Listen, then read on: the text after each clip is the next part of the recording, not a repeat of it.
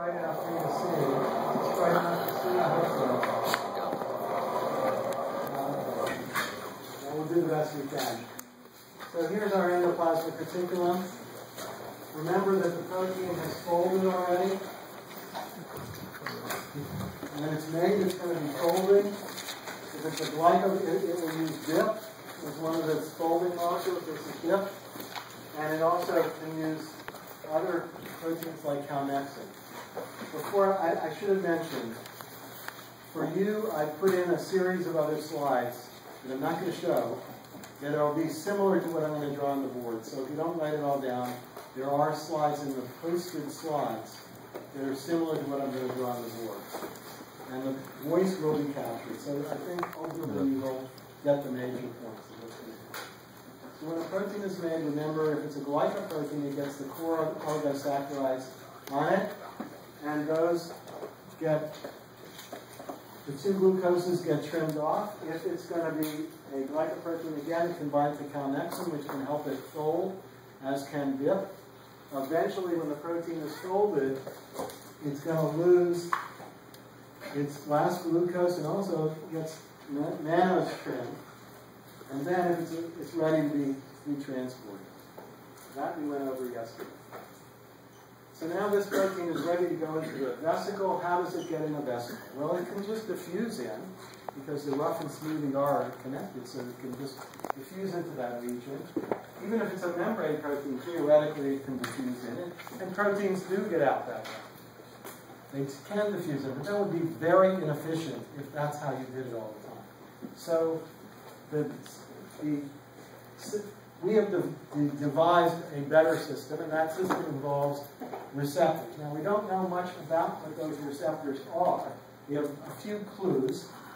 We know some families of proteins that are probably the receptors, but exactly how they work, we're not sure. But there is a clue from a human genetic disease. It's a familial type of hemophilia. It's a mild form of hemophilia, and it's because the individuals affected cannot make some of the clotting factors, including clotting factors 5 and 8. You did the clotting online thing, so you have some idea of what blood clotting is like. And you need these factors in order to get good blood clotting. These individuals don't have a problem with their 5 and 8. They're perfectly normal. They make normal amounts, but they do have a problem in another protein called ERGIC. It has a mutation. And what this protein normally does is it cycles between the ER and the Golgi apparatus. It was known already that it existed, but nobody knew what it did. And after this was discovered and the mutation was discovered, they found out it bound to factors 5 and 8. And actually is the receptor for factors 5 and 8. And other proteins too, so I'm not going through all the details. And not only is it the receptor, but it actually binds to mannose residues. This is a glycoprotein. It actually binds to mannose residues partially. It binds to the protein and the sugar. And so it has to have the trimmed mannoses, but it also, it's protein, it's determined by the protein sequence. It doesn't bind to all mannoses. So it is a lectin, but a specific one. So once that bound to its cargo, it's known that this protein has special sequences in its cytoplasmic tail. It happens to be 2-phenylalanine, but don't worry about those details. And that allows it to get into the vesicle. So let's see how that works.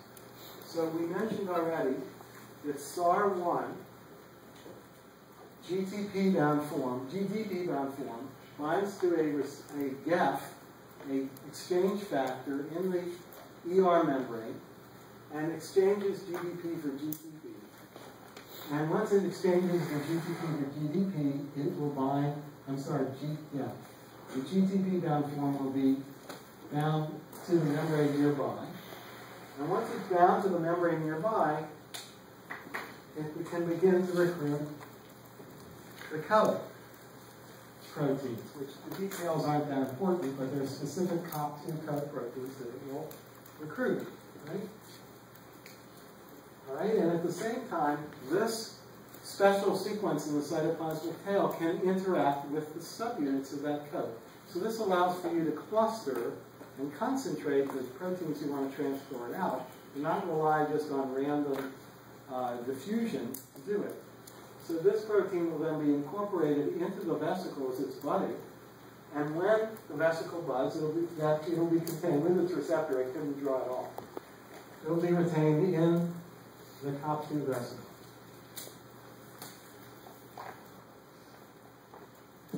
And other proteins will be transported in the same vesicle.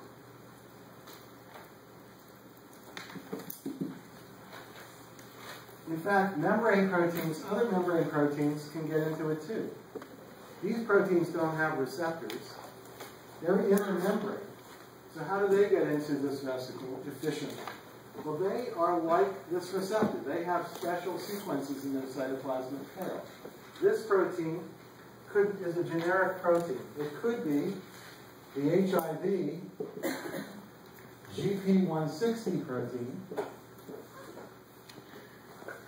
It could also be, say, the insulin receptor. Those are all made in the endoplasmic reticulum, and they're dimers. I've drawn two subunits here. And they can be incorporated into COP2 vesicles. We don't exactly know for all of them how they do it, but some proteins like this have either a phenylalanine sequence or an acidic sequence, DE. Don't worry about those details.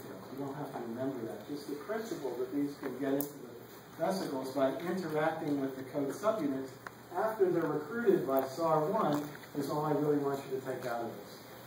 So after they get into here, either by random chance or by being recruited, the vesicle forms. And after it forms, it goes and docks with the cis-Golgi network. And as it's doing that, the SAR1 then hydrolyzes the GTP.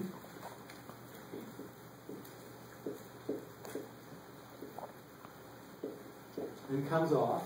And as it does that, the coat comes off too. This is happening just at the time that the vesicle docks, and we'll talk about vesicle docking later, with the cis-Golgi network components.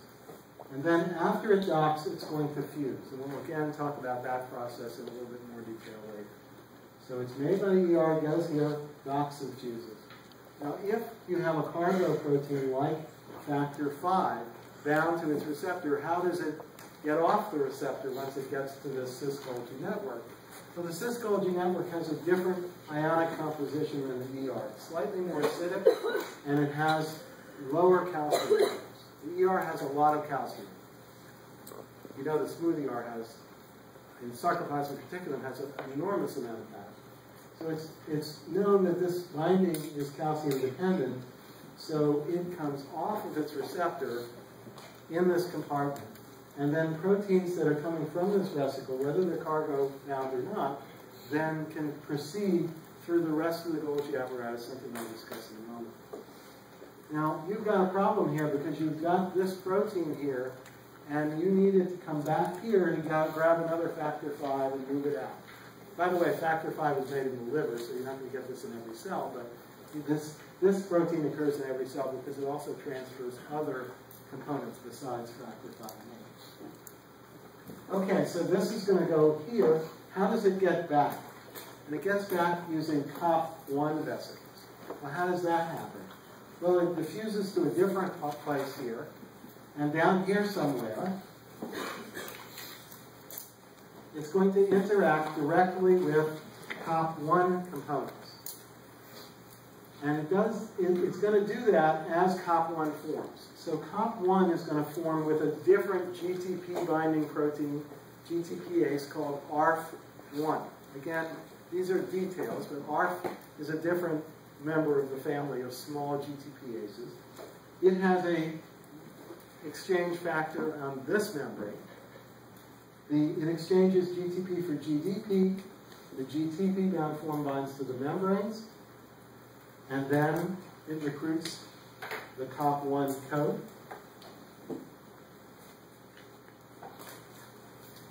Okay, recruits the COP1 coat, and guess what? This receptor has a sequence also in its cytoplasmic domain that is a basic sequence. They're normally sequences like KKXX at the very C terminus. But they can be other ones. They usually have basic residues. And that will interact directly with the COP1 subunits, clustering this receptor in this vesicle. It will now bud off by a similar mechanism to the COP2 vesicles. After it buds off, the receptor will be in a COP1 vesicle, which I'll put up here momentarily. The COP1 vesicle will approach the endoplasmic reticulum. After it approaches the endoplasmic reticulum, it starts to dock. The ARF1 will cleave its GTP. And when it cleaves its GTP,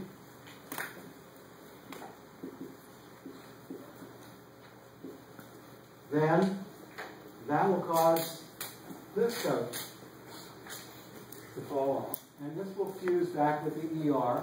And now your receptor will have made the journey back, and it can now undergo another round of recycle. Now, this begs the question of what keeps proteins in the ER that have to stay in the ER. Well, they won't bind to receptors, but we said that they could get in by diffusion. So what limits them from diffusing in? There's evidence that the membrane proteins, like the Sec61 complex, oligosaccharide transferase complex, are actually in a larger complex in the ER. So they're in a very large complex. Part of this evidence comes from Dr. Privish's lab.